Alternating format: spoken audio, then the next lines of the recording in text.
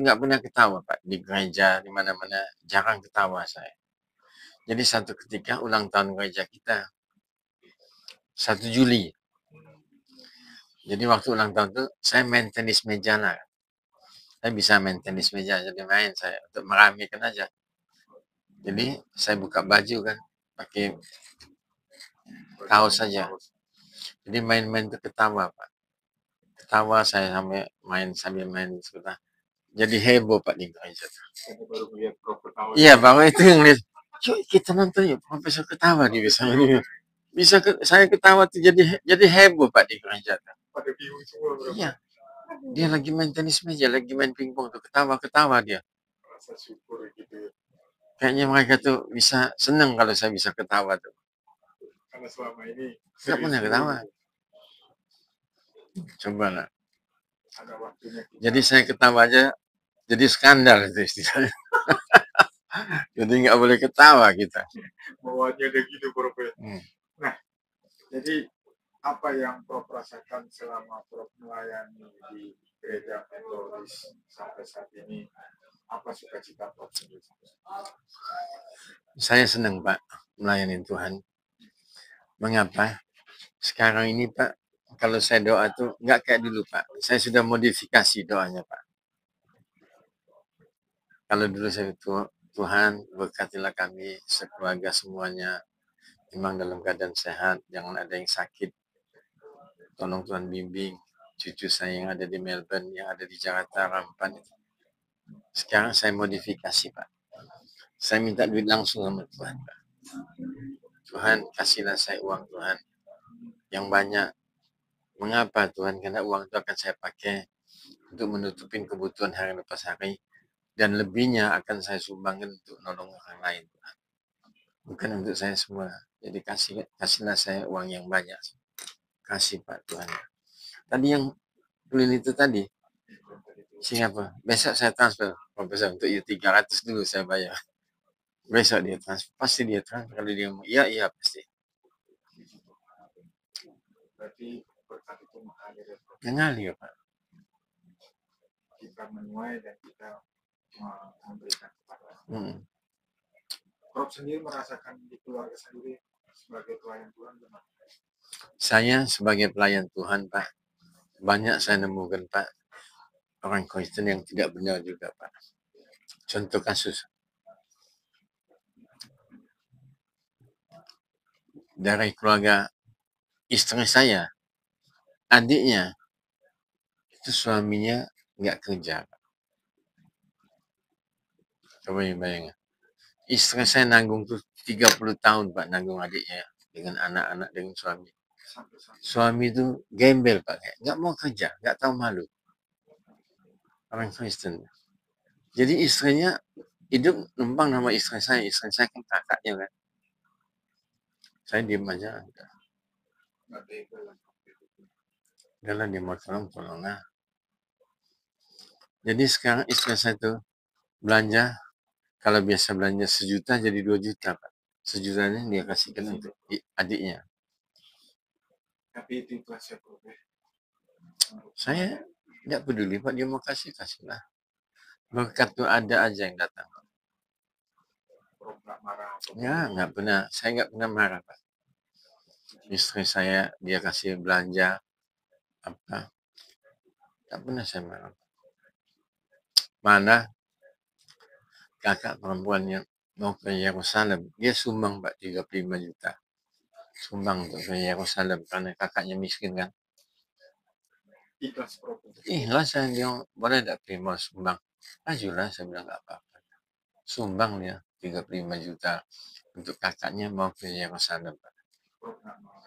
Saya sendiri kan belum pernah ke Yerusalem, cuman segala itu urusan dia sama Tuhan. Jadi banyak orang Kristen yang saya bilang tadi Pak, laki-laki numpang hidup sama bininya dan tidak tahu malu. Gak bertanggung jawab. Di mana itu Prof kalau kayak gitu kelemahan? Apa tidak mau melihat Tuhan atau nggak mau berusaha? Gak tahu malu Pak. Termasuklah suami Esther sudah meninggal kan. Esther kakak saya, suaminya itu nggak mau kerja Pak. Udah meninggal. Jadi dia sejak umur 39 mau masuk 40, saya nggak mau kerja lagi. Berhenti dia. Jadi Esther sendiri yang kerja, saya mesti tunjang dia habis-habisan kan. Karena dia kakak saya. Jadi suaminya tuh sampai dia meninggal umur 70, Pak. Ya kerja makan tidur aja. Kok ada begitu? Nyatanya ada, Pak. Dari istri saya ada, dari saya pun ada. Satu-satu. Satu-satu jadi. Perlu ada kata untuk membela ini, membela itu. Apa pegangan firman Tuhan untuk Prof sendiri dalam menjalankan hidup dalam pekerjaan Prof sebagai pengacara, advokat, dan praktisi hukum, terlebih di tengah-tengah keluarga? Pegangan saya cuma satu, Pak. Amsal 9 ayat 10, Pak. Amsal 9 ayat 10. The fear of the Lord is the beginning of wisdom. Takut akan Tuhan adalah awal daripada kebijakan. Itu aja. Jadi saya takut sama Tuhan. Kalau ayat keduanya ada Ayub 1 ayat 21. I was born with nothing. I will die with nothing. Saya lahir ke dunia nggak ada apa-apa. Saya juga mati nggak ada yang saya bawa. Semua itu nggak ada apa-apa. What is the meaning of life? Kalau kita tanyakan. Life means only meaningless. Life means only vanity. Life means only an empty dream. Hidup tuh nggak punya arti apa-apa. Hidup tuh seperti kayak uap. Kayak embun. Kita lihat di ujung daun itu ada setetes embun. 2 jam kemudian kita datang lagi, sudah nggak ada. Nyawa kita pun kayak begitu, Pak. Sekarang kita bisa ngomong. Today is Monday. The next day we don't know. Itu betul. Sekarang saya bisa ngomong-ngomong sama Lian, Pak Lian. Besok, belum tentu punya saya, Pak. Iya kan? Ternyata besok saya nggak ada lagi kan. Kita nggak bisa ngomong. Ya, itu Tuhan punya kuasa.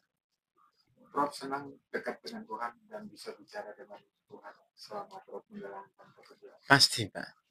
Saya segalanya itu I lean my life only to the God, Pak. Saya menyandarkan hidup saya hanya kepada Tuhan, Pak. Misalnya, saya mau ketemu pejabat kolonel atau bintang 1. Ajudannya kan pasti, nggak bilang, nggak bisa, Pak, nggak ada janji, nggak boleh.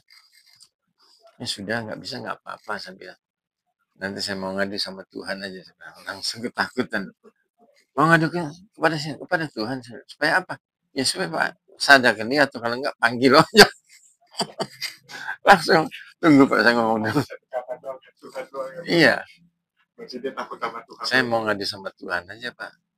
Untuk apa? Ya supaya panggil yang takut. Lucu kan. Jadi apa pesan Prof sendiri sebagai pelayan Tuhan untuk para pelayan-pelayan di gereja kita saat ini? Pesan saya kepada pelayan-pelayan Tuhan di gereja atau di luar gereja. Ya, effort doing your best. Lakukan yang terbaik untuk Tuhan.